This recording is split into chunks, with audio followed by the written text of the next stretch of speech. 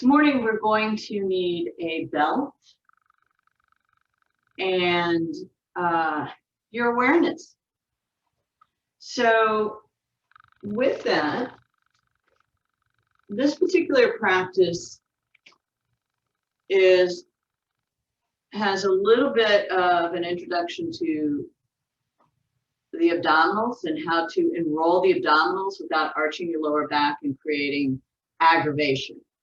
It also allows us to open our hips and groins and hamstrings in a way that's very supportive. So let's open up a little bit first with Dandasana, taking the soles of your feet together. And if the hips aren't quite open yet to where the knees are out in the range of your hips, just hold the outer knee and put your fingers on the shin. If you want to try this, even if your knees go to the ground, it's sometimes helpful to get you a little further forward. So make sure the buttock bones are on the blanket. Line up the back of your heels. As you exhale, press down into the buttock bones and lift up through your side ribs. Now, as you come forward, you're going to broaden the collarbones, reach your inner elbows, and take the pubic bone down. So it assists in that turn of the pelvis forward. If you can come far enough to where it's easy to take your fingertips to the floor, do so. Otherwise, you can enroll your blocks to get a bit more extension up through the front body. Then release your legs out to the side and see where you end up. All right. I'm going to turn at an angle so you can see a little bit more of how that works. So I'm up here, I'm on my buttock bones. The side ribs come forward as I'm reaching out and back through the elbows. Bringing the blocks underneath my hands. I pressurize down and take my downward dog arms, triceps spinning, all right? And then I can let the legs release. And sometimes I get a little further forward here without so much aggravation or resistance in the inner groins. Walk your hands back, coming up, lift the knees and extend your legs out one at a time for Dandasana.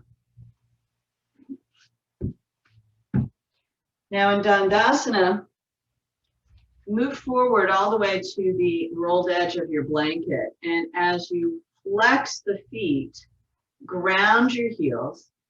As you cup your hands, reach your inner elbows back. And now as the heels stay grounded so they don't slide back towards your blanket, reach the ball mounds of the feet out. So look at your legs and make sure that the knees, the front ankle, the middle of your foot, which really resides between the second and the third toe, is all in the same line. Now I'm noticing this morning, I'm having to work a little bit more definitively to take my outer ankle in and reach through the inner heel. So every day is different. That's why it's nice to keep an open mind when you're looking at things. Now, if you're really struggling with keeping that alignment, what you can do is ever so slightly separate your feet. So it's more that hip distance with your feet, like Tadasana. Maybe that allows you to articulate a bit more of the center of the heel down into the mat. Sweep your arms forward, out and up. If the shoulders are tight right now, hold your forearms. Inhale, straighten the arms up. Exhale, lower the arms out and down. And now bend your right leg and bring your right foot in as close as you can. So this is sometimes the start of 3 seated postures. You've got Marichyasana 1 and you have Marichyasana 3, right? They both have these nice twists going on. But what needs to articulate is a sense of the outer hip crease moving down. So take your right thumb into the right hip crease. Draw the right hip down as you lift your right ribs up. Right? And now ground the inner edge of your heel down and turn to the right. Right? So you can extend through your left leg And take the outer right hip down as you turn and feel the weight even in your buttock bones. If it's not even, shift it so that you can be even in your buttock bones. And then release and let your right knee fall out to the side. So this is Janu Shirshasana leg. So we're going to turn away from the bent leg right now. So have your right hand in your inner right knee, extend through the left leg, and now lift up strongly through the front body, maybe scooping your abdomen in and up, lifting the sternum, lifting the collarbones, and keep the outer right hip grounding down as you turn away from that bent leg. So you're starting to get a little bit more of a warm up here in the side ribs. Look over your left shoulder unless there's strain in your neck. And then exhale, release, bring your right knee up, extend your right leg out, Dandasana. Take the back of the left knee and bring the heel of the foot in as tightly as you can. Sometimes I lean back to lift the foot and then I come back down. Right hand on left shin, ground the outer edge. Right, ground the outer edge of that left hip down. Inhale, lifting up. Turn towards your bent legs. Turning to the left, take your left hand behind you. Inhale. Lengthen up through the front belly, the sternum, the collarbones. Exhale, gaze softly over your left shoulder. Now, sometimes we overwork the arms to turn, and that can tighten the neck. So if you feel tight in your neck, try releasing some of the action of your right arm. Exhale, release. Let your left leg come out to the side. Outer left hip crease drops down. Left hand, left knee. Inhale, lift, exhale, turn. So the point being is I want to bring awareness to this outer hip crease and the fact that you're extending up evenly through the side ribs. Exhale and release. Lift the left knee, extend your left leg out, Dandasana. So now we're going into Pavana Muktasana. If you have tight shoulders, so I'm going to set you up for a couple of modifications. If you have tight shoulders to where your arm's going overhead right now, it's a bit of a bite, you want to take blankets to the end of your mat where your head is going to be. Now, Linda, you're just going to want to take that one blanket for your head for this particular pose, right? So you would have, support your head so you feel like your neck isn't overcooking. But I'll leave these blankets here to demonstrate the pose. So like Mauritiasana 1 and Mauritiasana 3, what's going to happen is we're going to articulate the hip crease, right? Slide the other leg out straight. Maintain the reach of the outer right hip as you open your right leg out to the side. And then we're going to start to turn to the left for a twist. So I want you to put your energies into keeping this area open. All right? So right now, find yourself on your back with your knees bent, feet on the floor.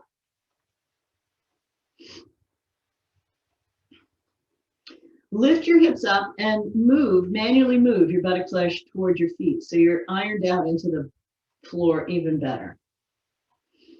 Extend your arms straight up towards the ceiling.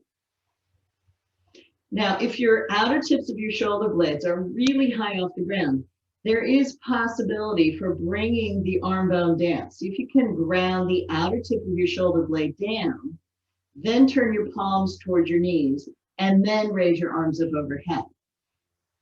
All right, so overhead, so reach overhead. So your arms are by your ears. There you go. Now, if your shoulders are tight, your forearms are on the blankets. If you have more open shoulders, you can fully extend the arms.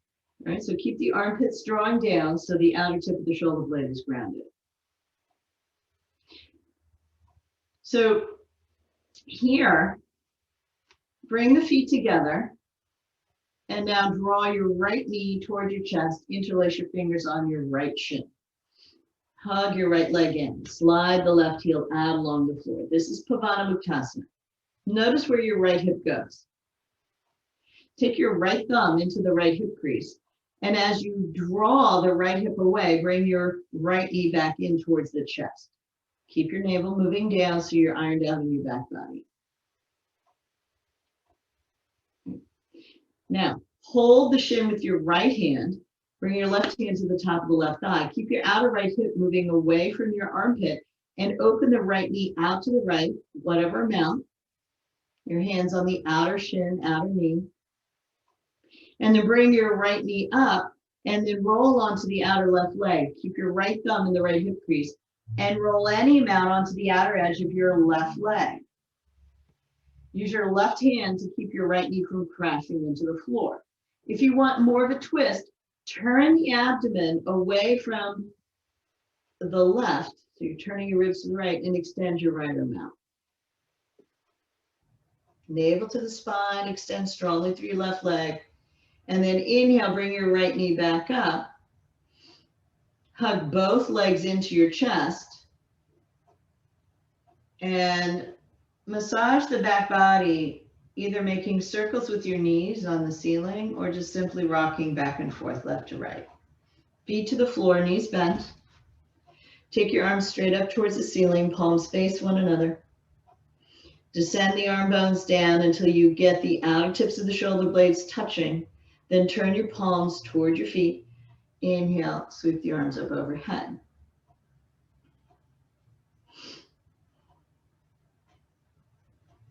Now, lengthen both legs out along the floor. Supta Tadasana. So feel how ironing out the back ribs into the floor requires us a little bit of an abdominal action, right? Bottom front ribs come in and down towards the tops of the thighs. Thighs press down.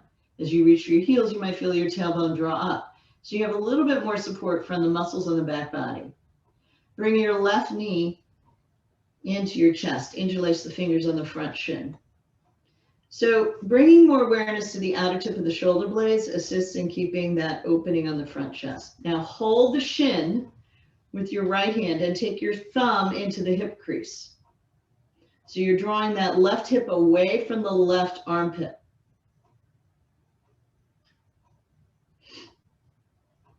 Now hold your outer left knee, outer left shin with your left hand. Right hand is on the thigh, and open your left leg out to the left.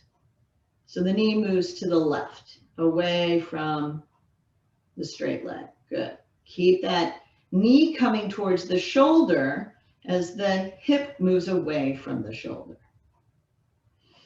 Switch out your hands and slowly begin to draw your left knee across the body. Hook your thumb in that hip crease and draw the hip away.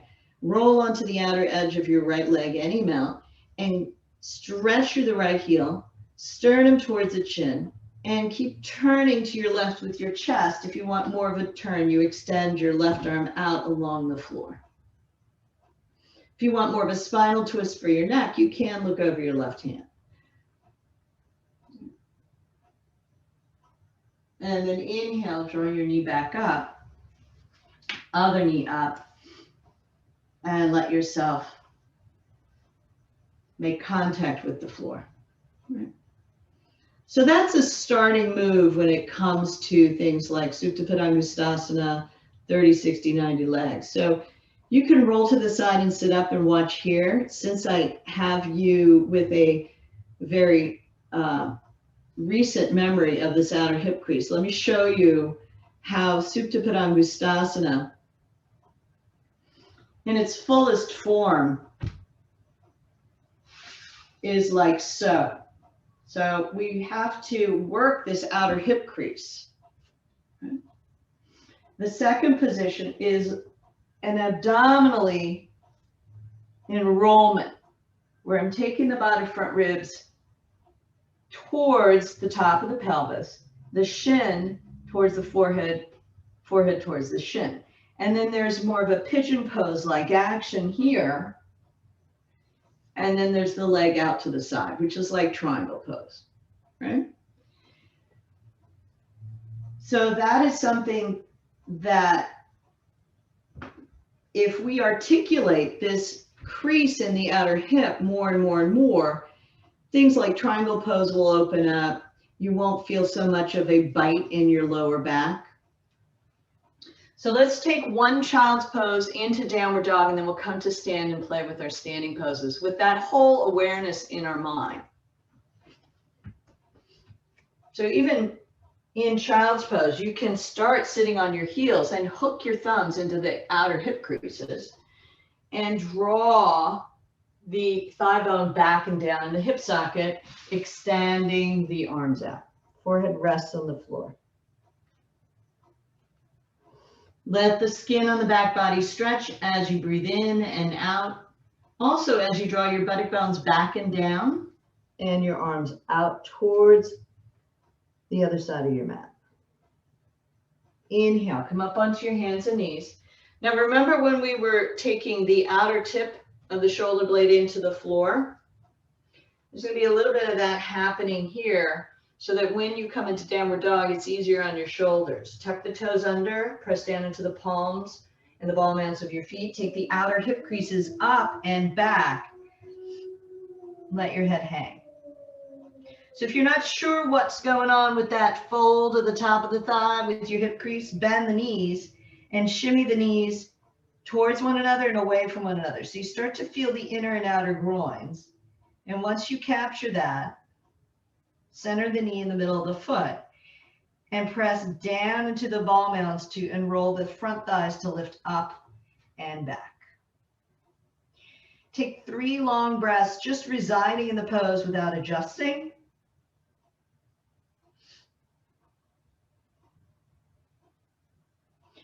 Walk your feet towards your hands with your feet wider than your hips and bend the legs. Take your thumbs into the hip crease. Lift the elbows up so you're not crashing down in the front body. Plant the inner heel. Reach out through your sternum. Inhale and slowly, slowly come up. Tadasana.